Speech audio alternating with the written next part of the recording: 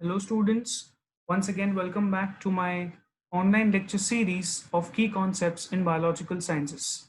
In my today's class, we shall be learning about an important concept in genetics called as polygenic inheritance or quantitative inheritance. So this inheritance, it does not obey Mendelian inheritance pattern, and therefore it is said to be once again a deviation from Mendelian genetics. Therefore, it is categorized as post-Mendelian genetics. So let us see what is this concept of polygenic inheritance.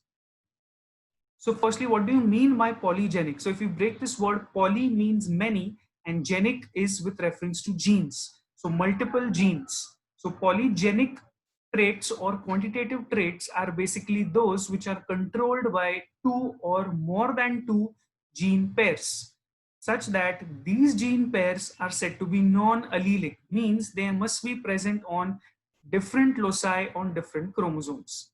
So such polygenic or quantitative traits are said to be measurable traits, or you can also call them as metric traits. You can simply measure these traits. So such traits include height, weight, skin color, intelligence, and these traits, they are also shown to have a gradation in their phenotypes. So such kind of gradation is also called as continuous variation in the phenotype. So overall, we can say that these traits, they are controlled by two or more gene pairs, which are called as polygenes. So multiple genes are controlling a single trait. That is known as polygenes. So these polygenes, they are said to have a total cumulative or additive effect on the phenotype. Now, what do you mean by a cumulative effect or an additive effect? So this means that each gene pair or each gene is going to contribute only a small amount in the overall phenotype, and such that the individual effect of that gene, it cannot be detected. So all the genes or all the alleles, they're going to contribute only a small amount in the overall phenotype that can be observed. However, the individual effects of the gene cannot be detected. So inheritance of such polygenes or polygenic traits is called as polygenic inheritance. So here overall the gist is that multiple genes are going to control one particular trait. So that is called as polygenic inheritance as opposed to Mendelian inheritance.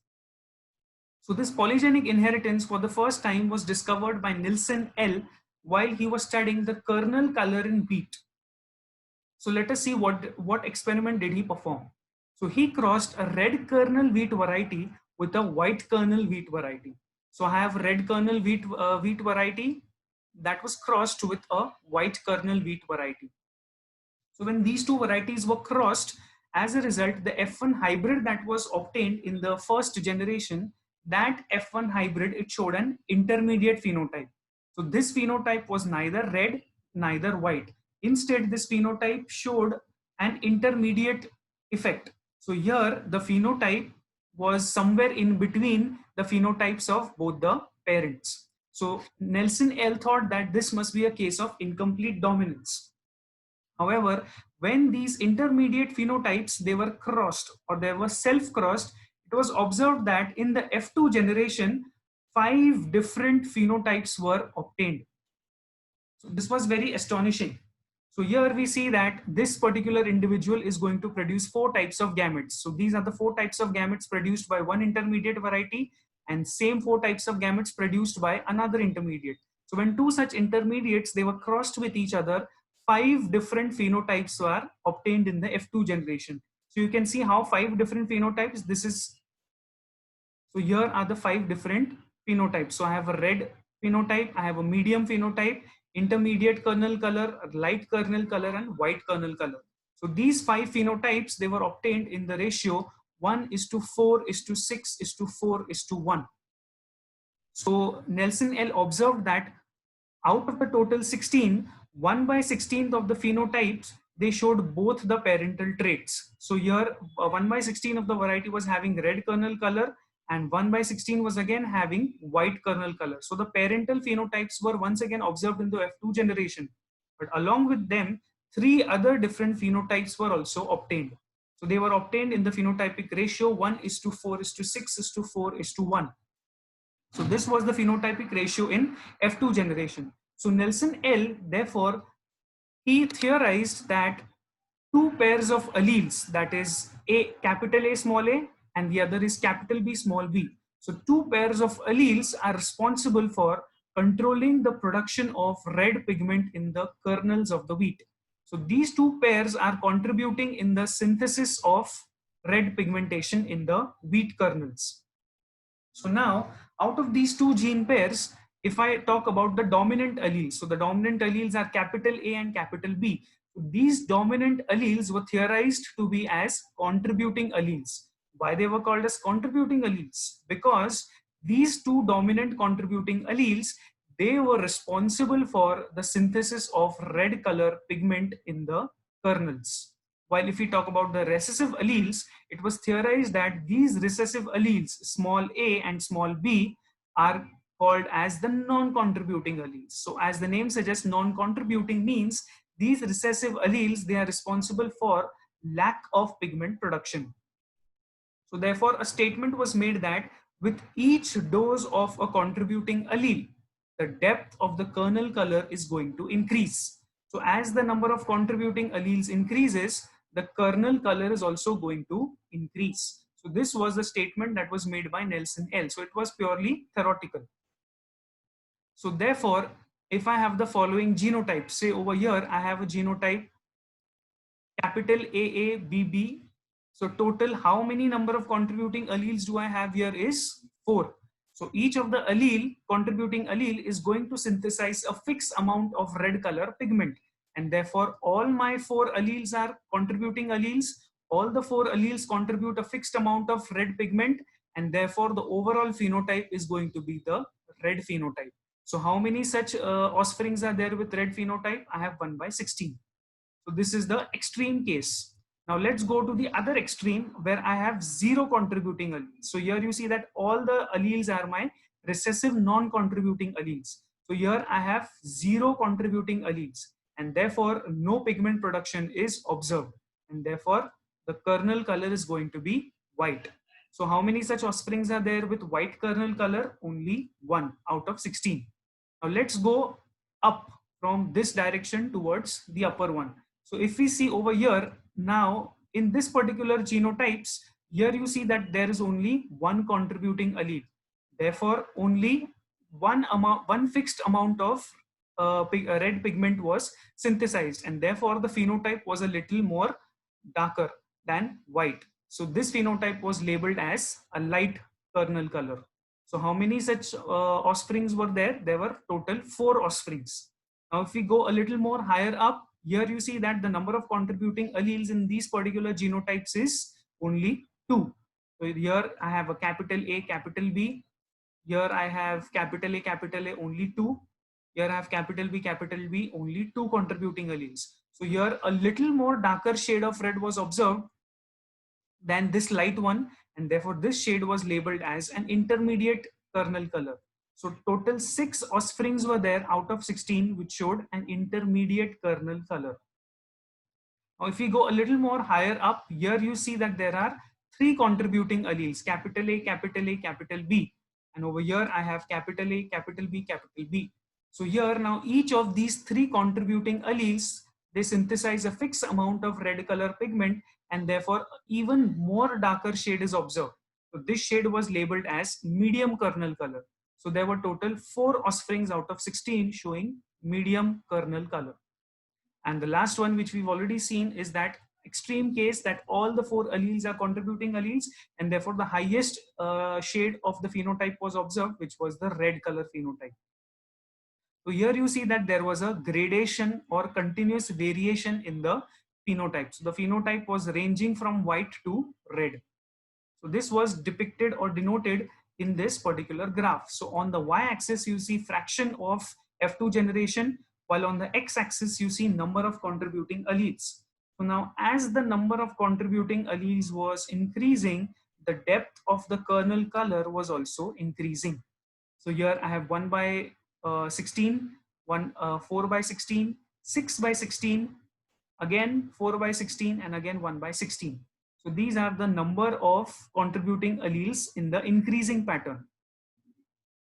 Another example for polygenic inheritance is skin color in humans. So again, this was a kind of polygenic inheritance study that was performed by Davenport and Davenport. while he was studying the black and white populations in the USA. So he observed that when black individuals married white individuals, pure white individuals, a population of intermediates was produced. So this population was labeled as the mulattoes because they had an intermediate skin color, neither black nor white, but somewhere intermediate. So such mulattoes were commonly also called as the Savla population. So these mulattoes, they had a phenotype that was intermediate between the phenotype of both the parents. So when such mulattoes, they married each other, in the F2 generation, it was observed that 7 distinct skin colors were obtained. So these 7 distinct skin colors were in the ratio 1:6:15:20 15:6:1. So here 7 different phenotypes were obtained in the F2 generation.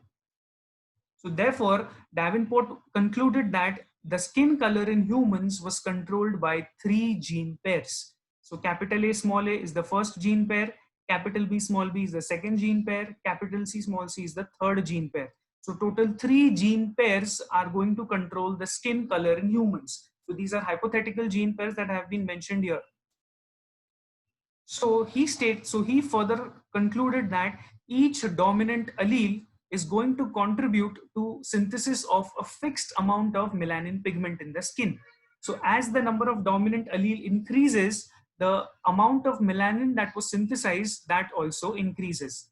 Therefore, a relation was established that the amount of melanin that was synthesized is directly proportional to the number of dominant alleles. So as the number of dominant alleles was increasing, the amount of melanin was also increasing, because each dominant allele contributes to the synthesis of a fixed amount of melanin pigment.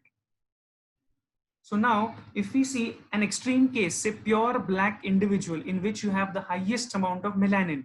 So the genotype of this pure black individual is going to be capital AA, BB, and CC. So all the 6 alleles are said to be as dominant contributing alleles, and therefore each of these 6 allele contributes to the synthesis of a fixed amount of melanin pigment, and therefore the individual is going to be a pure black individual. Let us go to the other extreme case where I have 0 contributing alleles. So here the genotype is small AABBCC. So here I have 0 contributing alleles, and therefore the phenotype is going to be pure white or an albino. And the other third case is of intermediates. So here I have an intermediate produced which is called as mulatto, and it has only 3 contributing alleles. So the genotype over here is capital A small a, capital B small b, and capital C small c. So these mulattoes, they have 3 contributing alleles. Now, if we look at these mulattoes, can we find out what kind of gametes will be produced by the mulatto, or how many number of gametes a mulatto is going to produce? So a mulatto basically produces 8 different types of gametes. So how can it be calculated? So the formula for that is 2 raised to n, where n is the number of heterozygous allelic pairs. So if you look at this mulatto genotype, what is the number of heterozygous allelic pairs over here? So I have one heterozygous allelic pair, that is capital A small a. This is the second heterozygous allelic pair, capital B small b, and the third heterozygous allelic pair, that is capital C small c. So in all, a mulatto has 3 heterozygous allelic pairs, and therefore the answer becomes 2 raised to 3, which is 8. So a mulatto therefore produces these following 8 types of gametes. Similarly, we can also calculate the number of gametes that are produced by pure black individual and an albino individual. So here, if we see that, what is the number of heterozygous allelic pairs present here? So here you see that there are 0 heterozygous allelic pairs, because here I have homozygous allelic pairs. So I have capital A, capital A, capital B, capital B, capital C, capital C. So all these are homozygous allelic pairs. Here I am asked in the formula to calculate the number of heterozygous allelic pairs. So here, therefore, the formula becomes 2 raised to 0, because I have 0 heterozygous allelic pairs, and therefore the answer becomes 1. So a pure black individual produces only one type of gamete, that is capital A, capital B, and capital C. So this single gamete will be produced by the pure black individual. Similarly, an albino is also going to produce a single type of gamete, which is going to be small a, small b, and small c. So this is only a single type of gamete that will be produced by an albino. So now if two such mulattoes, they are going to marry each other, then a total of 8 by 8 gametic combinations will be observed in the F2 generation. So 8 by 8 gametic combinations are going to yield 64 genotypic combinations that will be observed in the F2 generation.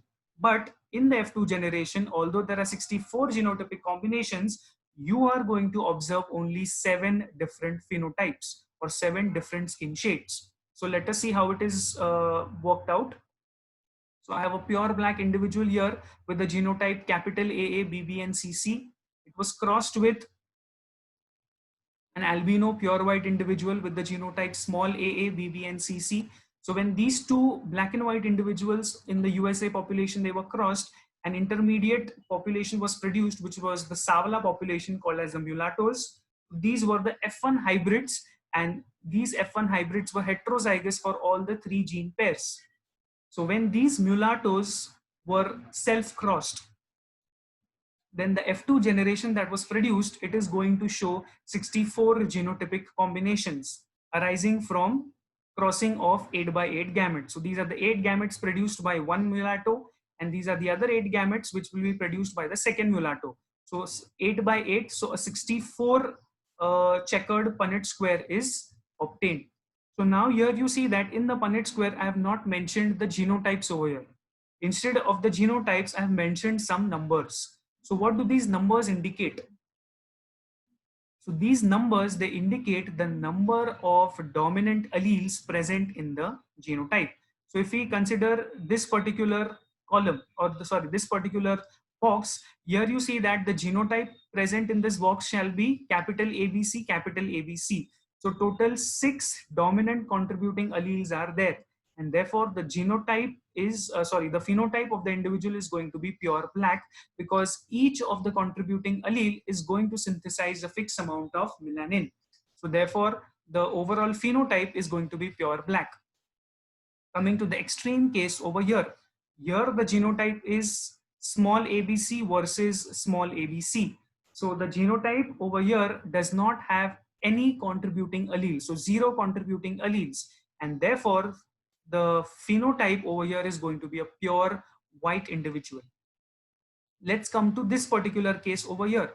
So here there is a number mentioned, that is 5. So 5 indicates that here the genotype is going to have 5 contributing alleles. So I have capital A, capital B, capital A, capital B, and capital C. So here I have 5 contributing alleles, and therefore the phenotype is going to be a little more lighter than black.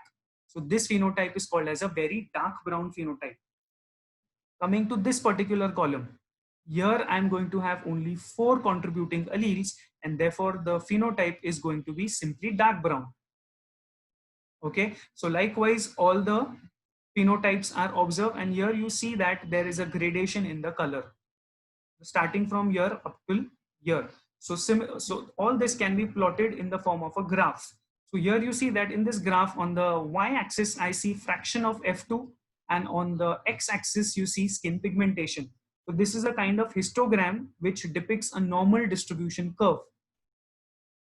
So here you see that as the number of dominant contributing alleles increases, the skin pigmentation also increases and it becomes darker. So it goes from pure white up to black. Thus, the phenotypic ratio that is obtained in the F2 generation is 1:6:15:20:15:6:1. So here you see total 7 different skin shades are observed. So 1/64 are pure white and pure black individuals, which are again the parental traits reappearing. Then 6/64 are very fair individuals and very dark brown individuals. Then 15/64 are simply fair individuals on an average, and fair individuals on one side, and on the other side you have simply brown individuals. And the highest number of offsprings are 20 out of 64, which show an intermediate skin color or your mulattoes. So this is again a normal distribution curve showing a bell-shaped pattern or a bell-shaped curve. So just tabulating it over here. So the number of contributing alleles, highest is 6 and the least is 0. So these are the examples of the genotypes that I've just simply taken from the Punnett square. So here you have 6 contributing alleles, and therefore the phenotype is going to be pure black. Here you have 5 contributing alleles, therefore it is going to be a little lighter, that will be very dark brown. Then I have 4 contributing alleles, so the phenotype is going to be a little more lighter, which is labeled as dark brown individuals. Then I'm going to have 3 contributing alleles, which is an intermediate called as the mulattoes. So these individuals are the highest, that is 20 out of 64. Then I have genotype in which I have only 2 contributing alleles, so the phenotype is going to be fair individuals. Then I have only single contributing allele, so such individuals are said to be very fair. And the last one is 0 contributing alleles, and therefore the phenotype is going to be pure white individuals, because here absolutely no melanin is synthesized. So none of the contributing alleles are present, therefore nil amount of melanin is synthesized, and therefore such individuals are pure white individuals.